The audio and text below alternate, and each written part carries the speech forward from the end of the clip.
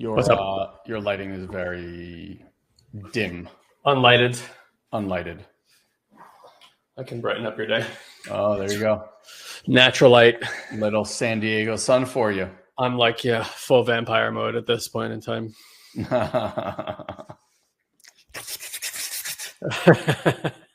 Gravy. Hey, everybody. Wow, Ian, is that does that say hello, good evening in I don't know what that is. Don't even guess. You're Japanese? not gonna know. Chinese? Mandarin? ChatGPT teaching you some new languages. There you go. Oh, there you go. That's better. Yeah. I don't know. Different camera? No, it's just I don't know why the software never quite starts off with the right settings. Mandarin. See, I wasn't far off. Okay. Hi, I'm gonna let you do the talking first today. Welcome everybody. Good to have you. I see a lot of people who have been in our community for quite some time. Geez, Ian, Ritu, both our coaches. Veronique, also a coach of ours. Jane, hi again, and Do, hi again. And W. Jennifer Richardson might be a new name. She might be new to the mix. Well, in any event, welcome everybody. Welcome to our Tuesday tune-ups. Let me actually turn on the light. We got some other new people. Barbara and Eva. They keep coming in. Here. Oh, Rachel Yellman. Look at you coming back. Love it. Love it. I love that this community keeps bringing people back and people keep showing up to these calls. These calls, by the way, if you are new to Satori Prime, these we call Tuesday tune-ups. Basically, it's a conversation that Guy and I have. We do our best in a 60-ish minute window to give you the best of who we are, what we're up to, and most importantly, the ideology and kind of the teachings that you can expect to get when you join some of our ongoing programs. We can talk about later how you can figure out what might be the best option for you. I'll save that for a little bit down the road. But yeah, at the end of the day, we do these for free. You can come and join them anytime you like, regardless of whether you're one of our coaches already or just starting out. These should be really, really, our intention is to obviously have them be impactful conversations to give you an ideology of what we're about and what we find to be important at any stage of our lives. We can share here, things that are going personally in our lives, things that we're just noticing in human nature, or mostly it just keeps coming back to, what works for Guy and I over and over and over on a daily basis. And we really like to keep things as simple as possible.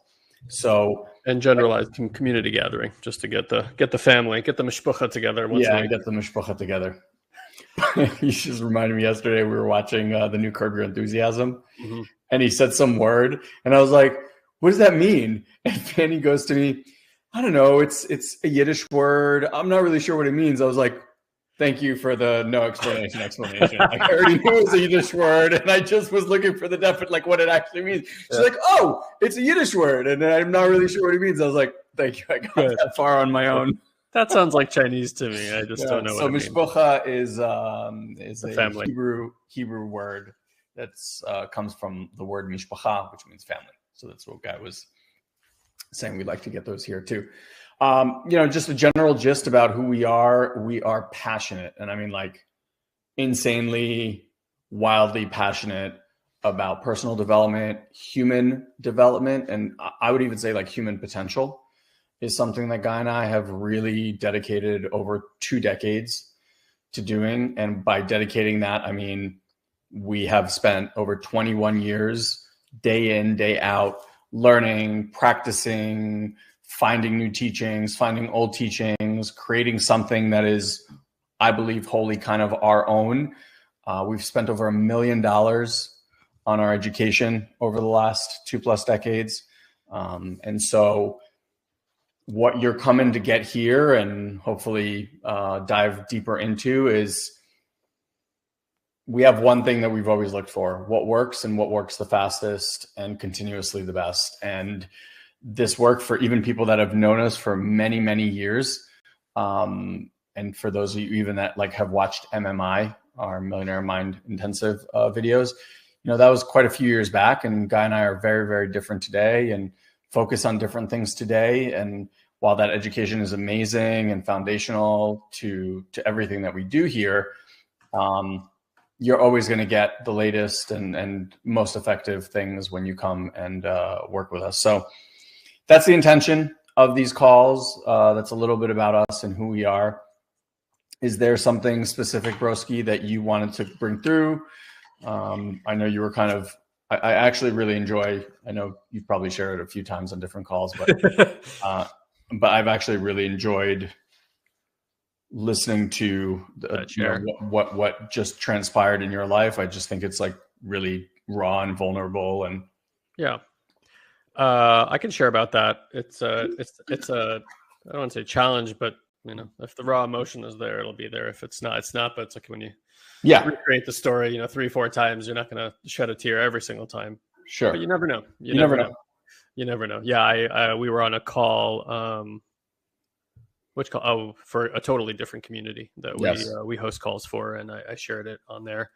And it was just like this like raw thing. And I just as a context for what I'm about to share, it's, for me, sometimes you want to like hold back, right? You want to say, hey, look, we've been doing this work 21 years. Everything's great. And life never has any challenges anymore. I'm just a beautiful human being across the board, through and through, no matter what situation arises. Kids screaming, whatever, someone attacking you, no problem. Peace. I'm like Wonder Woman, just, like bullets flying, but I'm just ricocheting. I'm no big deal.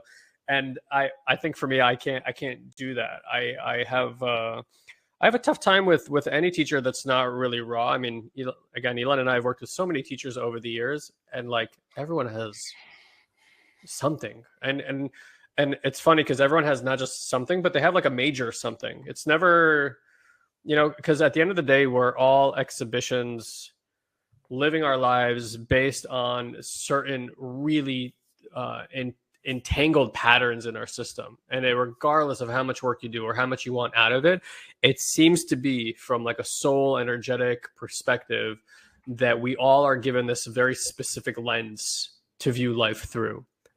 And ultimately changing that lens is not easy. You can, it's like if you have a fisheye lens, right? Depending on which angle you look at the lens through, or like if you have a funky mirror, depending on the angle and change, you are going to see something different, but it's still the same mirror and it's still the same lens. And so, there is a lens that I've seen my life through, that I've experienced the world through. P.S. This continued on last night. The story I'm about to tell continued into last night as well, because we sat down again, had a little debrief about it, and like this whole other thing kicked up about it and got super intense again for about an hour and a half. Wow. And like my wife and I were sitting there, we're like, how did 90 minutes just pass by? And this stuff, sometimes it's really down to earth, this healing stuff, this energetic stuff. But like for those of you guys who've been in like the Colombian jungle with us and you've drank, ayahuasca with us, like how weird this stuff can get. And then so like in my healing work these days, sometimes things get really strange. Like it gets so weird. But for me, as a little bit of context, like I have, for whatever reason, and I think this is past life stuff, there's been a lot of intensity in my life through and through, intense challenges, really intense experiences with things like ayahuasca, a lot of intense life circumstances. And there's like a part of me that knows, again, that it's just the lens that I look at life through, like over dramatizes or creates intensity.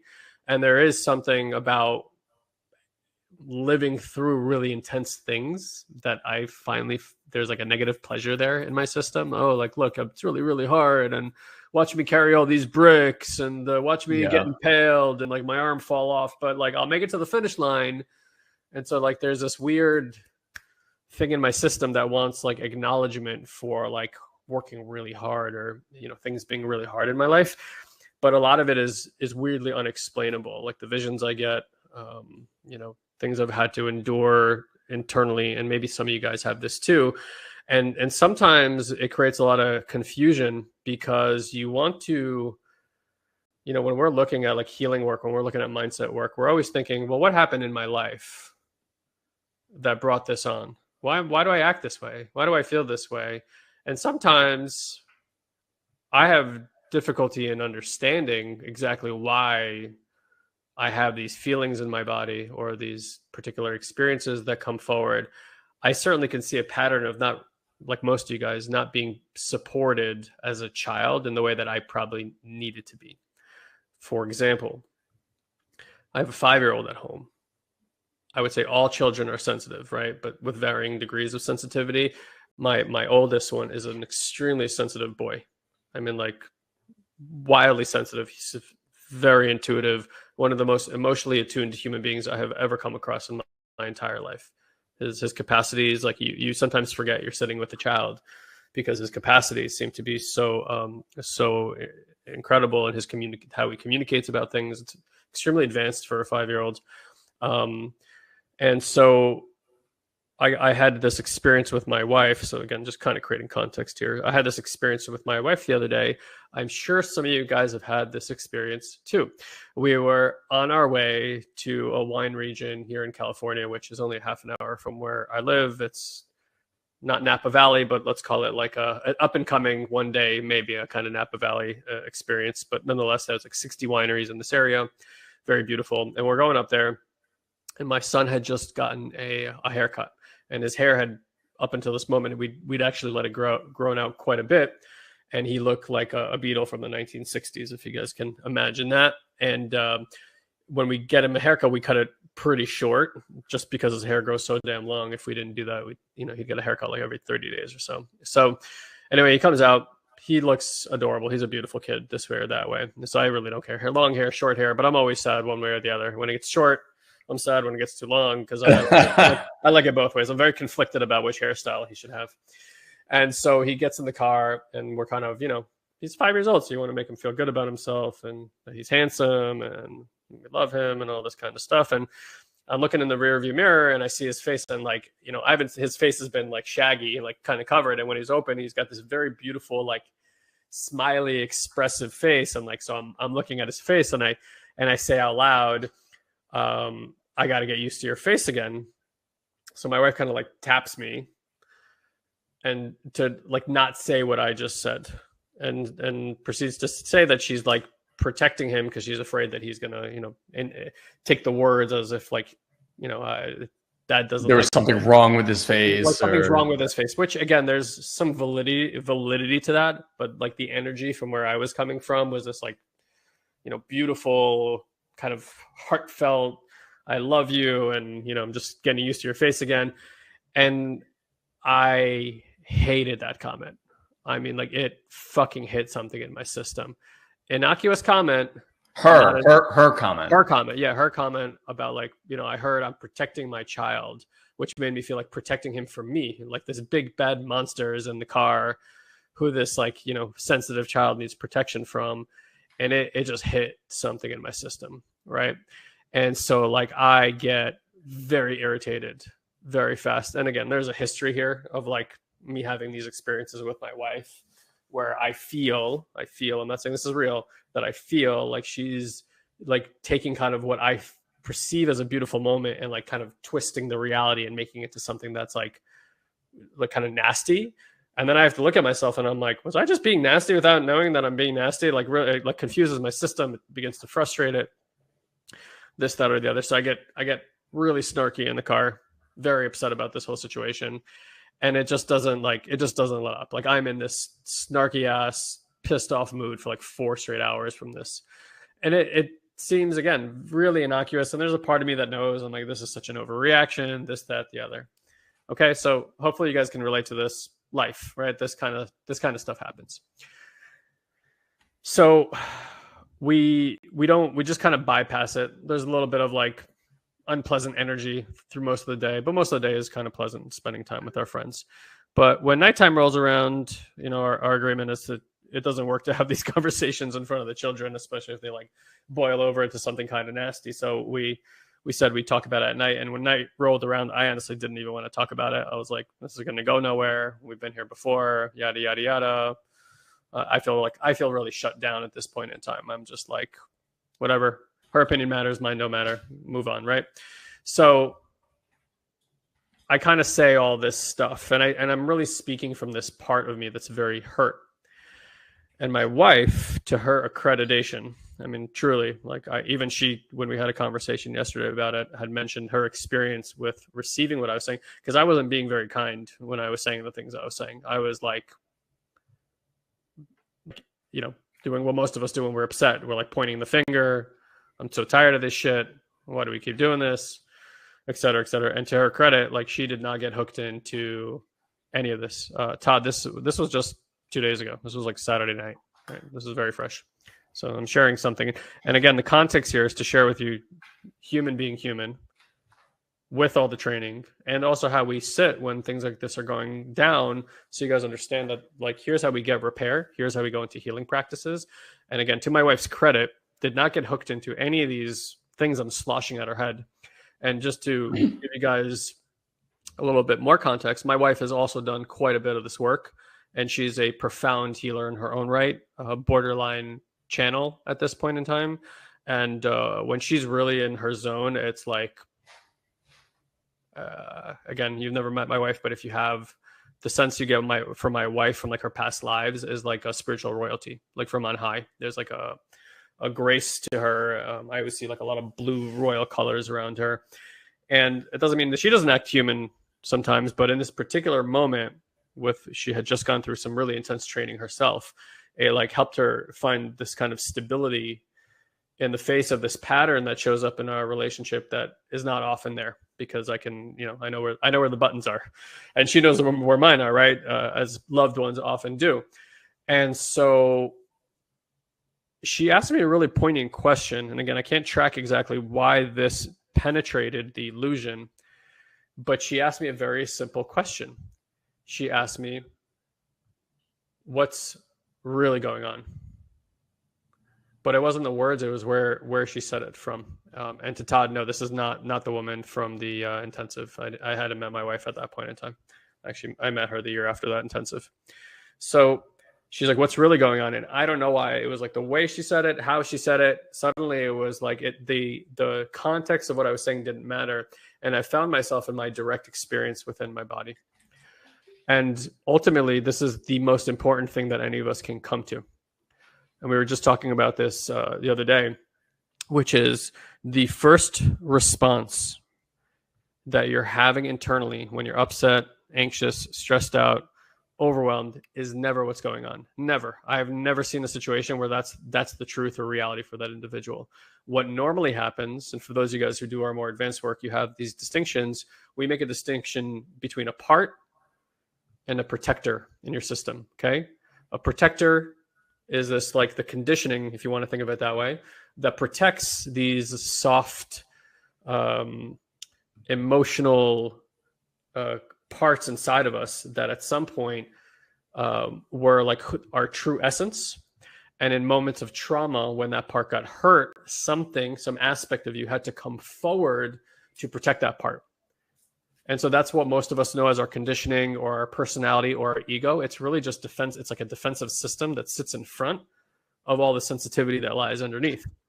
And so most of us don't really have much access to our sensitivity. Henceforth, we don't have much access to the subtle realms, to like multidimensional aspects of reality, and really to like our emotional bodies or our intuition, because all those gifts sit inside of that sensitivity. Right?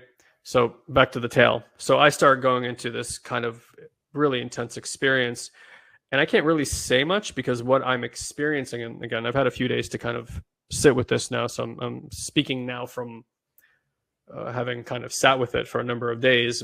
Less of what I was aware of in the moment was I was experiencing a full-on freeze response. So you got this fight, flight, and you got this freeze response. And I start feeling this expression in my body and realizing that when Elon and I were moved with our parents from Israel to America in 1989, I was 5 years old and Elon was 7, that I have almost no memory of leaving Israel whatsoever. And my wife is pointing at that what she's feeling is that the level of sensitivity that I had as a boy is equal to our son's level of sensitivity. And I start kind of looking through the lens of my son, what it would have been like for him to be taken away from his family, and start feeling probably some of the pain, that I had experienced at that age, because we were taken, obviously it wasn't our choice to do that, and what that must have been like. And I do remember some stuff from like the years following that, and some of the challenges that I certainly had. I imagine Elon did as well. And like the pain and ruptures that caused, and how it felt to have people very close to you and your family so far away. And so I spent like the next hour kind of doing what happens in healing experiences, which is feeling the raw emotion inside of the body, crying quite a bit. And then what you find is there's this, we talk a lot about this in our work, there's like a seesawing that happens in systems when you're doing healing work. So usually, I loved how you said it, bro, yesterday. Maybe you can recreate that. The heart emotion first. You gave these 3 things. I thought it was really beautifully articulated. Do you remember? Yeah. So whenever you're dealing with, we were talking to our coaches at the time, I think, but basically there's like a stage. So when someone's reacting to something in the beginning, there's always like a hard emotion that comes out, and the hard emotion is self-defense structure. So it could be anger, frustration, things like that. That's it's like a tough, hard, not heart, hard emotion. So that's the first thing that you're going to encounter. Then underneath that is usually a story or justification as to why the anger or whatever the hard emotion is justified. And if you're trying to deal with someone at the hard emotion level, or even at the story level, you're not actually touching what's under there. And so what Guy was even just voicing right now is, when she touched him and made him aware of that, there was an initial reaction of upset. Like he was upset, like, why are you making me wrong? Or why do you think I'm this like bad person for our son? Right? Like that initial charge. So then there's the underneath that, and then underneath that, like 3 layers deep now, that's the hurt one. The one who was made wrong or embarrassed or made sad or abandoned or, just lost in some way, dropped in some way. And so for us as coaches, what we're always looking to do is we're always looking to support that one, the hurt one, right? The misattuned one, the one that was, dropped in one way, shape, or form. Yeah. Thank you for that. So it's really, really good. So I love that. I love that map. So yeah. And like you said, that question of what's really going on had me go from the hard emotion to the story and kind of drop right into that soft emotion. And that's really what we want to get to. It's tough to know exactly what's real in anybody's particular system, but what mostly gets avoided is the subtle sensations that are occurring in the body. And you'll find that pretty much all upsets, all conditioning, everything that's going awry in your life is being driven by these sensations inside of your body. And they're like, it could feel like a contraction, even a punching. It could feel like sharp, like right now as I'm saying that, I'm getting like a sharp pain in my heart, right? And so there's like all these it's like our intentions, our words, our environment is just interacting with our spiritual energetic systems And it's constantly maneuvering based on the conditioning of this body about protecting, opening, like fluid, dense, like it's constant. It's by the micro nanosecond this stuff is happening, right? And so we can bring a lot of awareness to it. And this is what our advanced training is all about, is how do we do practices to bring our awareness to the level of subtle? And then how do we begin to repair at the level of subtle? Because most people are stuck at the level of mind. They think, oh, I just got to get enough information. I'll get enough awareness and then I'll become this wildly aware person. And it's like, there's some aspect of that, that's unbelievably important. It's why we still train on MMI. It's why we still have level 1 work for us. It's mostly focused on mind work, because we are obviously, part of us is this mind. And if you don't understand how it's articulating or trying to manage your reality by creating these stories and stuff like that, it's going to just run amok. So foundation of all work is really understanding like neuroscience, like how does this work? What is this actually concerned with? But what you find in the long run is your mind is really just reactive to these energetic constraints inside of the body. And if you repair those constraints inside the body, the mind just gets quiet and placid and focused. You don't actually have to manage or cope or wrangle the mind into quietness. That doesn't work anyway. In fact, the more you try to wrangle it, the worse it gets. If you've ever been upset, like I was upset in that moment, and you're like, stop being upset. Mind doesn't give a fuck. It runs amok. And in fact, it will almost seem to run more of amok, because it's like the more pressure you apply on that mind to change, it's like the more stubborn the mind gets and stays the same. So anyway, so we're in this experience now. And what we've learned over the years is that repair is very simple. Repair is a matter of offering somebody your unconditional love and presence. Many of us think we know what that means, but in practice, we've never actually put it.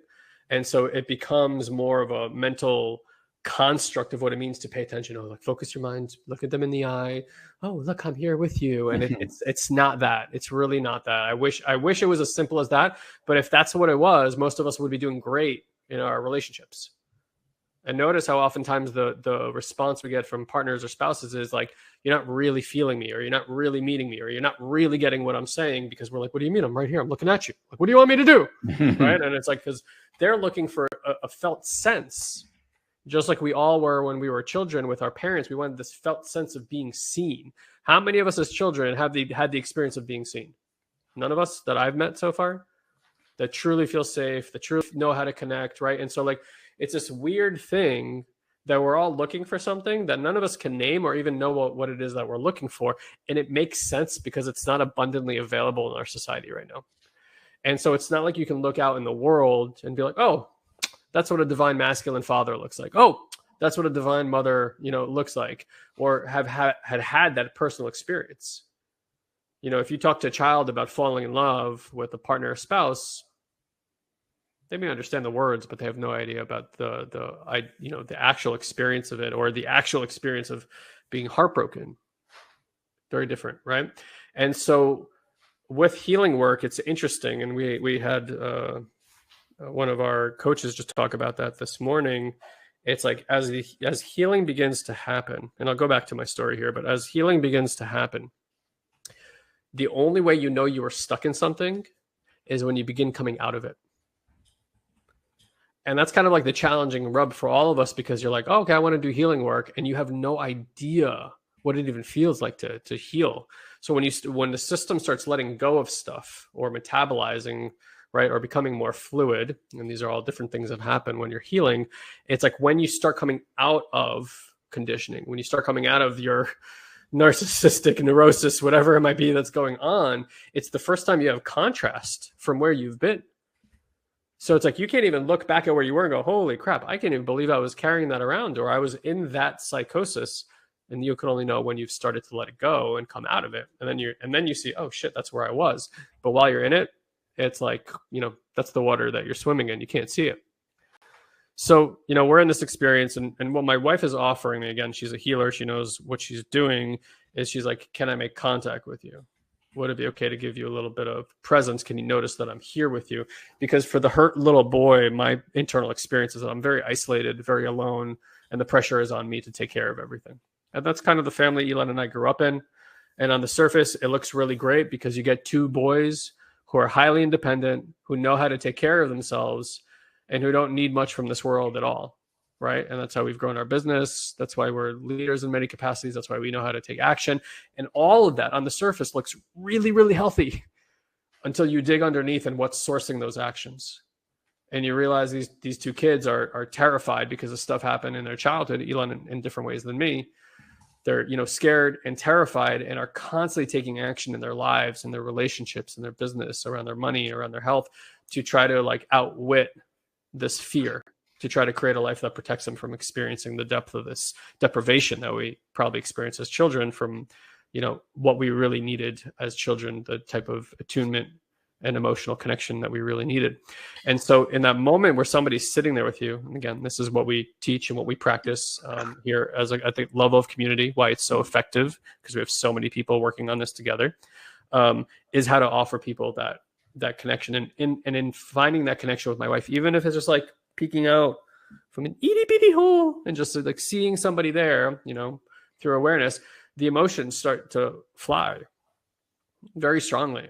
Because it's like this, it's like relief to that part. It's like it's been in some deep, dark cave without food or water for 35 years. And then suddenly somebody walks in with a candle and like a bottle of water and a morsel of food. Like the relief and the grief that can start moving through the body, if you can imagine, is what's intense. And this is like, really core stuff to my perception of reality and my experience in this world. And so it's it was very, very intense. And like at the end of this, hour and a half, I was simply wiped out. Like I slept so deep that night, just complete emotional exhaustion, this like part. And just imagine this part has been in this frozen, scared state for 35 years and like suddenly comes out of it. And like, you can imagine if you've been sleeping with one eye open for your whole life, and then suddenly you feel safe enough to like close that eye, you're just down, right? So I'll leave it at that. It continued last night because we started going back and forth. We each wanted to talk about our experience in that moment. She was sharing about how she was pleasantly surprised at how she can hold without like getting trapped in like the inner workings of the usual pattern and conditioning. I said to her, I'm like, that was profound watching you hold the ground and space in that way. Like really like kudos. I kind of give her a lot of accolades for doing that. I know how challenging that could be, especially with a loved one personally. And then, and then it kind of continued last night. I found more threads and kind of this like really dark part that has been hanging on to my system for a very long time.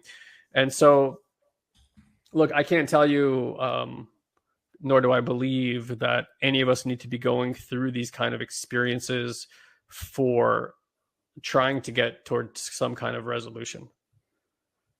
I know that's a little bit sad to say maybe in some respects, but I actually mean it in a really positive way. And I hope that this saves you an immense amount of time. I don't believe that you can do any sort of mindset work or healing work with the intention of having something that's been around in your life for a really long time be fully resolved. Can things fully resolve? Probably. But it's like no matter how much resolution you get, the probability that you're never going to be triggered again in that way for the rest of your life, to me, again, after all this time working with so many people, seems highly improbable. Highly improbable. Are you growing your capacity? 100%. Are you able to sit in more peace and groundedness for longer periods of time without having so many triggers? 100%. I mean, like from 10 years ago, from 5 years ago, of like, when people drive down the highway and do the stuff they do on the highway, like I can't remember the last time I got upset at anybody while driving, right? It's just like could somebody do something crazy that would trigger me? Absolutely. But like today I drive, I'm like, I'm calm as a Hindu cow driving down the highway. So like in many respects of my life, and that's what there's always to point to. And what my wife always reminds me, because when these moments happen, it's like kind of natural to just get hard on yourself and be like, fuck, like, God damn it. How much goddamn work do I need to do for this? And I get trapped in that human stuff too. But if I can take a step back and I can acknowledge what it takes today to be triggered, if I can acknowledge my desire and willingness to sit with difficult sensations and emotions and mindsets and just be with them without having to beat myself up and knock myself over the head and just really acknowledge, hey, like there was so much patience and grace this time while that was happening. That's huge. That is life-changing.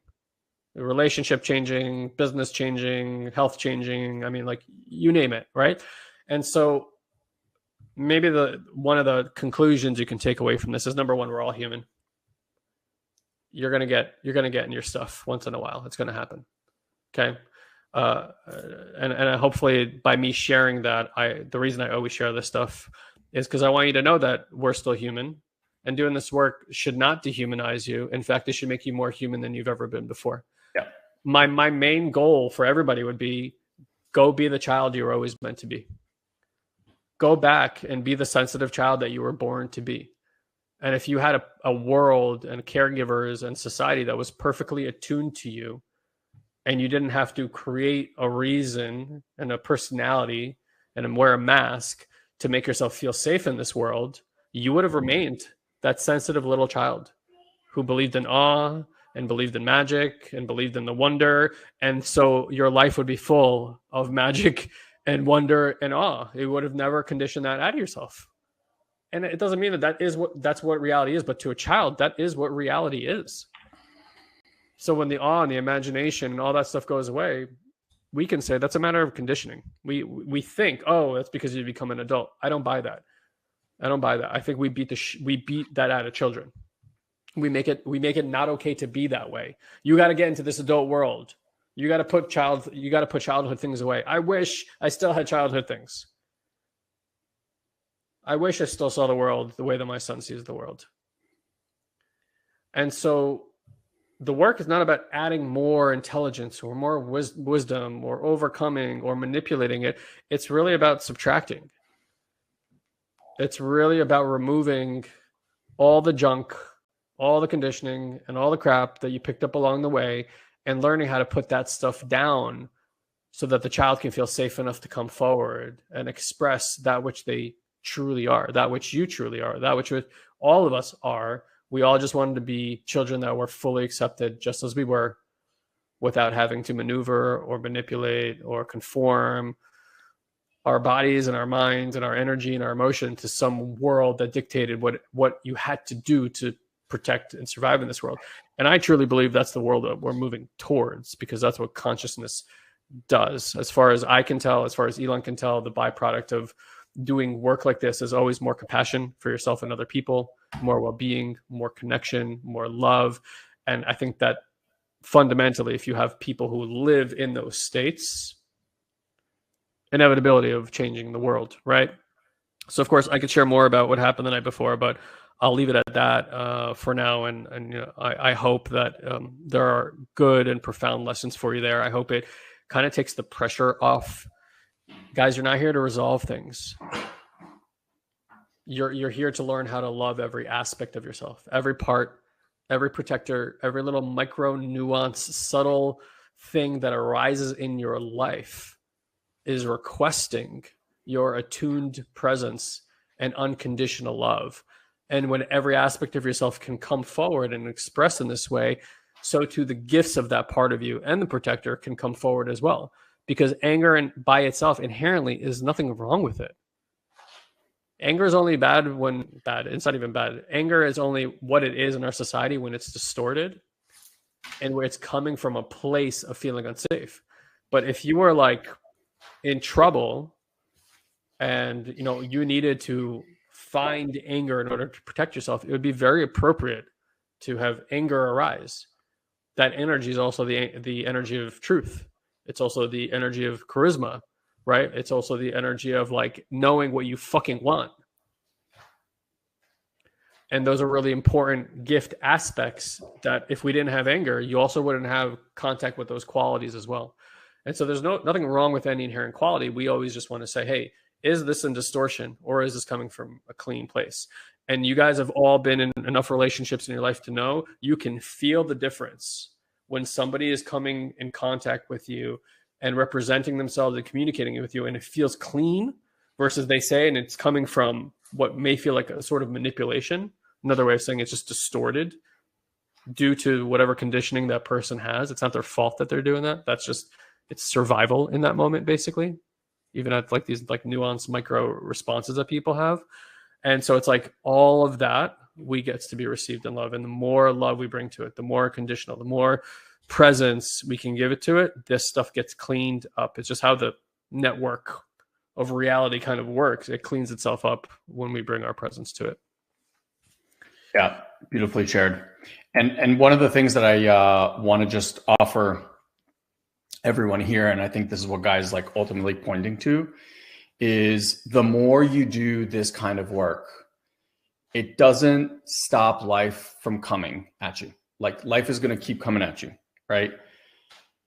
What it does though is it gives you the ability to be with the roller coaster that is inevitably coming. You're never going to get your life to a place where everything is just going to be going like this, ever. And if you're under this delusion that this is the game that you're playing, let me be the first to pop your bubble. It's not fucking coming, and it's not happening. We are an ever-evolving being. We are an ever-evolving species. We live on a planet that is ever-evolving. Like the one constant that we know is things are going to change.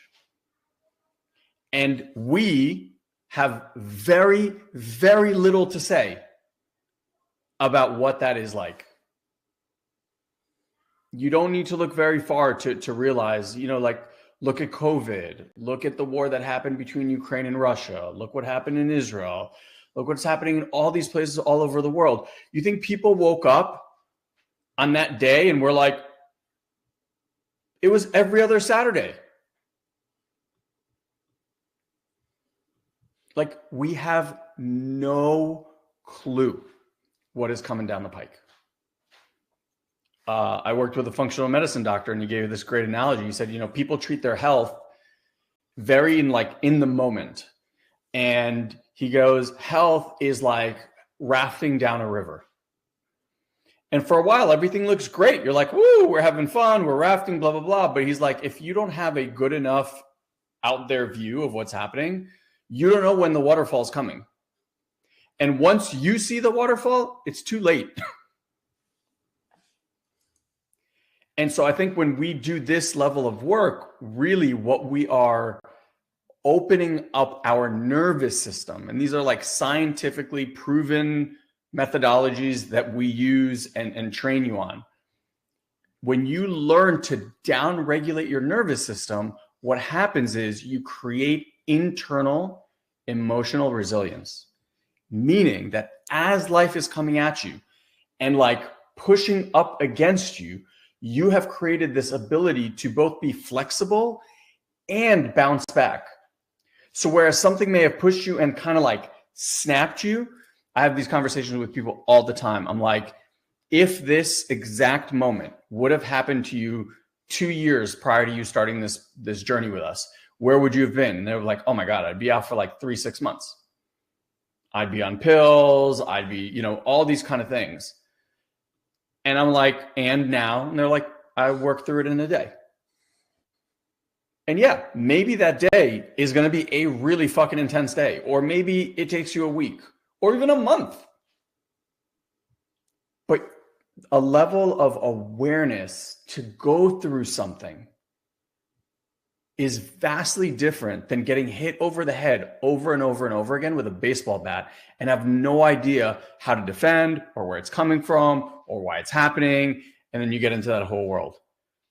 The thing that happened to Guy, like if you listen to the story, the thing that arose and the event that happened, like if we're looking at it from a linear, talk therapy, therapist modality, one and the other had nothing to do with each other. Nothing. What does Guy leaving Israel and having that whole experience have to do with him saying to his son, I have to get used to your face again? Like, draw me that arc. Impossible. And yet, it's all tied in together.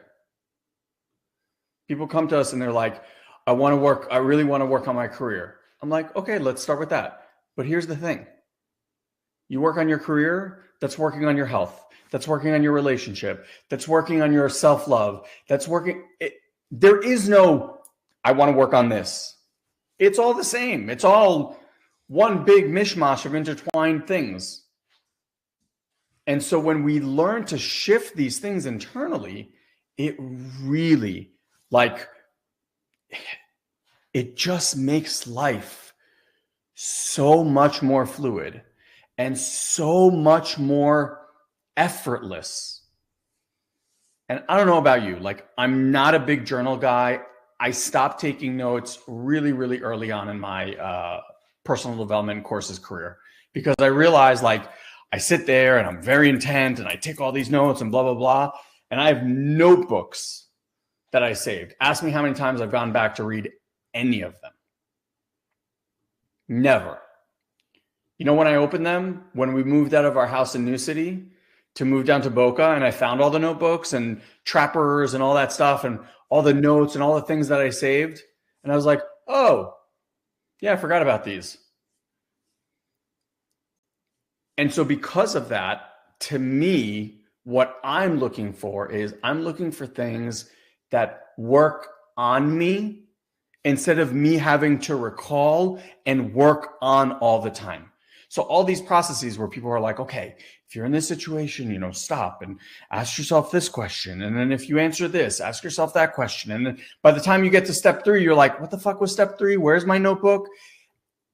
And now what? You missed the plot. Whereas this, like, you listen to a guy's story, and granted, he has an amazing wife who's incredibly skilled at this. So he has this at home. Some of us are not that lucky. The other thing that's beautiful about this community is we have each other. You know, so if you do happen to have this kind of event happen in your life with a relative or a loved one or something, which happens, like even to our coaches, you know. And let me say that I usually don't rely on my wife for support in situations that occur between the two of us, because it is too close. Like you can't find ground with two systems that are triggered. Yeah. And so, like, you know, something we talk about a lot here, whether it's like, you know, upset that you have with mom and dad stuff that you're carrying around, or, you know, issues that you're having with a spouse or significant other, like, they're not the person to go to and deal with that with, because, like, you can talk about it, and that's what mostly we've learned to do. And there are great communication strategies, don't get me wrong, but communication strategies are like the application of rules. Everything is like this agreement-based thing, which is fine. There's value, again, in agreements, but what happens when an agreement is broken? How do you feel? Are you like, all right, well, let's create more agreements? You're like, I'm never fucking creating an agreement with you again. You don't live up to your deal of the bargain. Fuck you. I'm out of here, right? It's like this, like, upset or whatever, right? Whatever your experience is. I speak a lot from anger because it's what I know, right? But some of us shut down. Can't talk at all. Some of us just beat ourselves up. Some of us are beating them up, but we're doing it silently. So, look, at the end of the day, where the repair comes from is irrelevant. If mom and dad can't give you the attunement that you sought, whether they're alive or whether they passed already, don't do that with them. That was the biggest mistake I made for 15 years with trying to work on my relationship with my dad, which was a very contentious relationship off and on for many years. Dare I say, even violent at times, you know, both emotionally and physically. I was like, I always just wanted to, like, and I desperately wanted to repair stuff with my dad. Always wanted to have this, like, I just wanted a relationship where I can be around my dad and feel totally relaxed, just calm, receiving him receiving me, right? I think we all want that. And then we seek that through accomplishment, unfortunately. But look what I've done. Oh, am I enough now? It's never enough. Then you start getting a lot of names after a lot of letters after your name. It's still not enough. Because there's something in the system desires, again, that we don't really know what to call it. We can't quite put our finger on it. Science has all these very fancy terminology, like attachment systems and stuff like this, but it's irrelevant. Who cares what it's called? As a child, you desperately are seeking a certain type of connection and attunement from mom and dad. Here's the thing. You can go get that attunement. You can go get that connection. You just can't get it from them, because if they were able to offer it to you, they would have offered it by now. And in the same token, they didn't grow up in a house where it was offered to them. So it wasn't like they have a template. It wasn't like they were taught how to do that. And so this is what ends up happening in our society.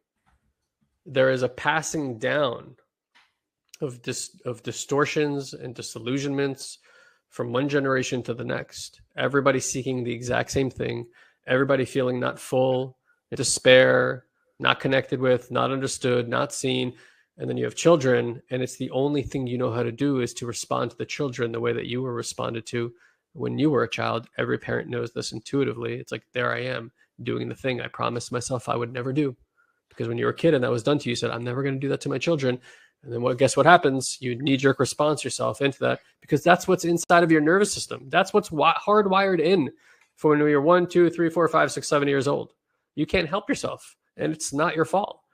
And it's not mom and dad's fault or your spouse's fault or anybody else's fault, although our disillusionment and our distortions will make a strong case that it's them doing it to you, that the world is doing it to you, and that life is unfair, and yada, yada, yada, yada, yada. And it's very compelling. It's very seductive, and it's highly manipulative. And at the highest level of our society, they know that, and they take advantage of that constantly, making the masses do things that are completely against their interest over and over again. So again, the thing here is, it's really important, and it's one of the reasons that we beyond the programs themselves, we're telling you right now, one of the biggest benefits of being here and doing this work, again, beyond your interpersonal work, is that there's a community structure. How many of you guys here who are in the chat box, at least for the new people to get a sense of it, it's like, that one of the main reasons you made so much headway in your personal development and your healing practices is simply based on the fact that there is a community of people who are supporting each other every single day to get that presence and get that attunement that you've been seeking your entire life. Yes or no in the chat box? And I'm sure a lot of people are going to say yes right now. And so to you guys who are newer to this, know that the major benefit here is you're plugging in to a global network of people doing this work who are coming to or already have this level of awareness. And when you're feeling this depravity and you're feeling this disconnection and you're feeling under-resourced, one of the main things here is that you can type a few notes into a chat box and say, I really need support right now. And somebody is always there. And that's what you want for your repair. You want to, think about the idea of putting out your hand and asking for support, how hard that is. Just feel that in your body. And it's at the level, as far as we can tell, at the level of society. I won't reach out my hand for support, because if, heaven forbid, I have to ask one more time for fucking support, nobody shows up, I'm going to fucking lose it, because it's heartbreak that you're dealing with. And you're like, I don't want to feel that heartbreak anymore. So you know what? F this, F everybody. I'm going to shut it all down. I'm going to walk in this world numb, and I'm just going to keep my head down. I'm going to do my work, and I'm never going to ask for support again.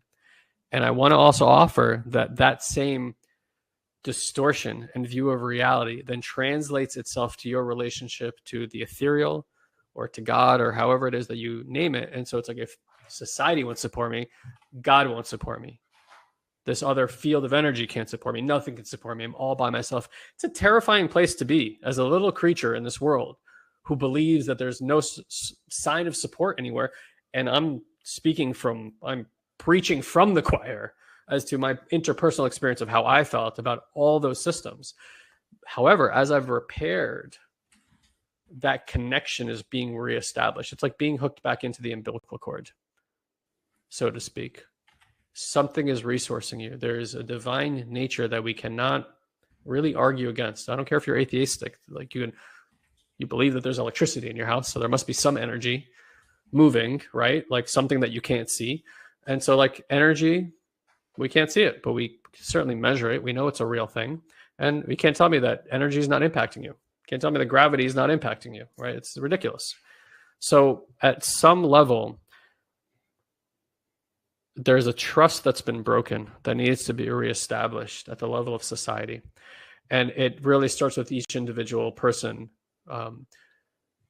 like repairing this stuff so that internally where your system is that you feel safe. Safety is one of the most foundational, fundamental things that every human being should have as a right on this earth and planet. And if you don't feel that way internally, and most of us don't, as far as we can tell, then your actions are going to be sourced from a person who doesn't feel safe. A person who doesn't feel safe usually doesn't have a lot to lose and usually acts in pretty fucking crazy ways. I know that's how I act when I'm not feeling safe. So you can start seeing why we go to war, why there's violence, why people lash out, right? All this kind of stuff, because it's like, I don't feel safe. So I'm going to act violently towards anybody who even triggers it at the smallest level where I have to face that. But that's the type of repair that can only happen at the level of energy and awareness and at the subtle. From all the practices that we've done, I've never been able to touch that in any other way. And so again, like Elon said, you got to be aware of the mind and how it manipulates you and seduces you into alternate realities that may or may not be happening. And then you got to get down through the stories and through the muck and all the way down to the direct experience that you're having in the body. That is really a subtle, energetic experience. And when you have access to that, suddenly you have access to sitting with it and having other people witness it as it's happening. And that's the repair, I promise you, as a child that you were looking for. That's the attunement. And that's what's available here. So hopefully we're giving you a good description and diagram and a map of what we're aiming at when we do this work. For those of you guys who are inclined to want to have a conversation about the more advanced work, you can see right above the chat box, or probably popped up on your screen, there's an opportunity to sit with Elon in a coaching session and also have him go take you through our programs and explore what it's like to be in our more advanced work. There are 3 levels that you can sign up for, and that will take you all. If you do all 3 levels, it's going to take you through a 16-month process with us. Okay, and you don't have to commit to all that right up front if that doesn't feel right for you. But we have an 8-week program, a 4-month program, and then a 12-month program that you can put yourself into. We're telling you right now, if you really want the depth of this work, go all in, because it's going to take you time to work through stuff and bring this work into your life where it just becomes habitual to respond to everything in life from this place. Instead of reacting to it from conditioning, you can be responsive to it from awareness. And we really want to give you that gift. But that means we're going to invest a lot of time in you, and you're going to invest a lot of time with us to bring this to awareness as you grapple with your conditioning and all the ways that it tricks you and puts you in positions that you don't want to be in anymore. So that's the invitation on the table. We'd love to have you in our programs. We'd love to support you. We do this at an extremely high and successful level with well over 90-95% of our clients who come through get life-altering results. I almost want to say it's near 100%. Okay, because this work is not like Elon and I are making shit up. Oh, okay, blah, blah, blah. We have tested this hundreds, thousands of people over the years. It keeps becoming more refined, more potent, and actually working better. And if you're willing to commit to doing the work, this work will work for you. I don't know the timeline. I'm not telling you in 3 months everything in your life is going to be hunky-dory. And from seeing people who do this work, year over year, their life gets tremendously better. I mean, significantly better in every respect that a person can measure a quality of life. Their lives continue to get better. And that's the last thing I'll say about this work is it's like a fine wine. It really does get better with time. And that's a huge contrast from most mindset work, which actually kind of gets worse. Yeah, gets worse over time. It gets really exciting. And it's kind of the same, dealing with the same shit here. It's like your experience of life just keeps getting better, and that's the really, really exciting part, is that this work is always, always, always beautiful to sit with. Yeah. So we love you all. Thank you for listening to the story. I hope it elucidated something. Again, soulsandseekers.com/Elon if you want to get on his calendar. I forgot to mention it's $111 fee to get on there with him, because we just want to make sure you show up and he's not wasting his time.